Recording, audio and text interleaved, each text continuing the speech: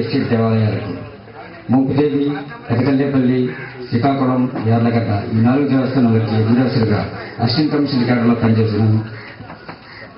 మా అత్తవారి రాజమండ్రి అండి.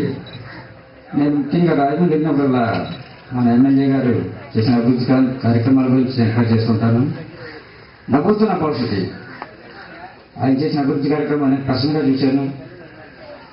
ఆయన దగ్గరికి వెళ్ళిన వాళ్ళకి లేదనకుండా ఆయన మంచి సహాయ సహకారం అందిస్తూ 5,000 రూపాయలు చందా ఇస్తాను.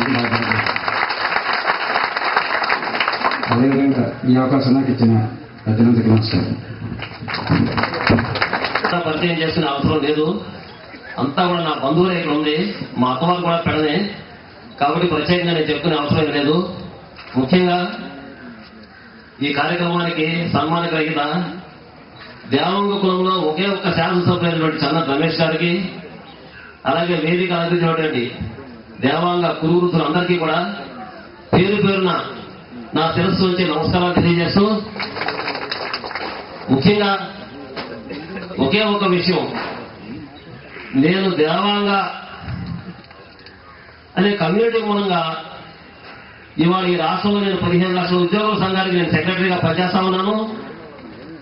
ఎందుకంటే 2004 సంవత్సరంలో నేను ఇక్కడ దేవాంగ మనకి ఇష్టమైనటువంటి శ్రీశైలం పాగా నేయాలనే సంకల్పంతో నేను మచిలీపట్నంలో మా ఇంట్లో మగ్గం పట్టి పాగా తయారు చేద్దామనే సంకల్పంతో నేను సరికట్టి ప్రాసెస్లోకి వెళ్ళిపోయిన తర్వాత ఏదో దేవస్థానానికి ఏదో పర్మిషన్ కావాలా, పాగా కట్టరాట, మరి ఏమి రాదు నేస్తున్నావు అని చెప్పి నాకు ఎవరో పెద్దలు తెలియజేస్తే నేను శ్రీశైలం పోయాను. శ్రీశైలం పోయిన తర్వాత దేవస్థానంలో ఎంక్వైరీ చేస్తే వాళ్ళు ఏమన్నారంటే, లేదయా 11 మందిని సెలెక్ట్ చేశారు కమిటీ వాళ్ళు, మీకు అవకాశం లేదు, కృష్ణా జిల్లాకి అవకాశమే లేదు, నెక్స్ట్ వీక్ చూస్తా ఉన్నారు.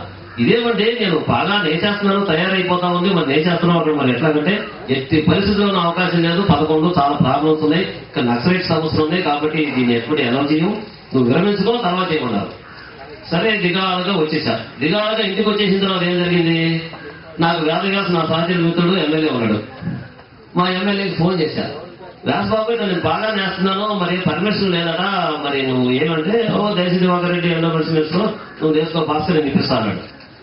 సరే జయశ్రీ దివాకర్ రెడ్డితో మాట్లాడి శ్రీశైలం దేవస్థానానికి ఫోన్ చేస్తే, లేదంటే కమిటీ నిర్ణయం చేశారు, 11 మందిని సెలెక్ట్ చేశారు, అవకాశం లేదని మినిస్టర్ గారు చెప్పారట. ఈయన ఒక రోజు రాత్రి పూట నాకు ఫోన్ చేసి, భాస్కర్ అవకాశం లేదు కదా, 11 బాగా నేస్తావు, ఏం చేయాలా తోటగా దిక్కుతోని పరిస్థితిలో హైదరాబాద్ బయలుదేరి ప్రయాణం అయ్యా. నేను హైదరాబాద్ లో ఉద్యోగం రీత్యా ఇన్ఛార్జ్ రిజిస్టర్గా సబ్ రిజిస్టర్గా చేస్తా ఉన్నాను హైదరాబాద్ లో. మా అసోసియేషన్ లీడర్స్ అందరినీ ఎప్పుడూ చేయను. అప్పుడు మా లీడర్స్ అందరికీ ఏమైనా నువ్వు దేవాంగులు అంటే వ్యూవర్స్ కమ్యూనిటీ కదా అని చెప్పి అడిగాను నన్ను. అవునండి వ్యూవర్స్ కమ్యూనిటీ, నేను దేవాంగులు నేను నా కమ్యూనిటీ వరకు ఎవరికి తెలియదు హైదరాబాద్ లో, ఏదో ఉద్యోగం చేస్తున్నాను, ఏదో అసోసియేషన్ లో తిరుగుతున్నాం అంతవరకు.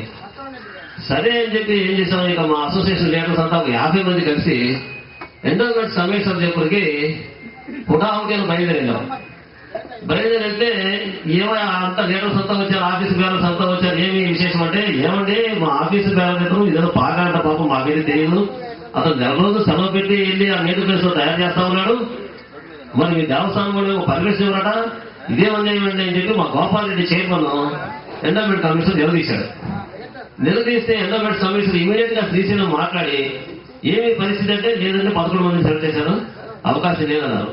11 మంది సెలెక్ట్ చేయడం కాదా, ఎంప్లాయీస్ లీడర్స్ అంతా వచ్చి చుట్టుముట్టారు, నన్ను బయటికి వెళ్ళే పరిస్థితి లేదు, నేను రాసి పంపిస్తున్నాను, అతను బాగా చుట్టాను, మీరు పర్మిషన్ ఇవ్వండి అని చెప్పి అతను లెటర్ ప్యాడ్ మీద రాసి, అప్పుడు నాకు బాగా పర్మిషన్ ఇచ్చి నేను తీసుకుని సంతోషంగా వస్తే ఆ బాగా తయారు చేసి తీసుకెళ్లి శ్రీశైలం వెళ్తే మా ఎంప్లాయీస్ అంతా కూడా నాకు ఎదురొచ్చి తీసుకొచ్చి ఫస్ట్ బాగా నాది కట్టారు శ్రీశైలం శివరాత్రి.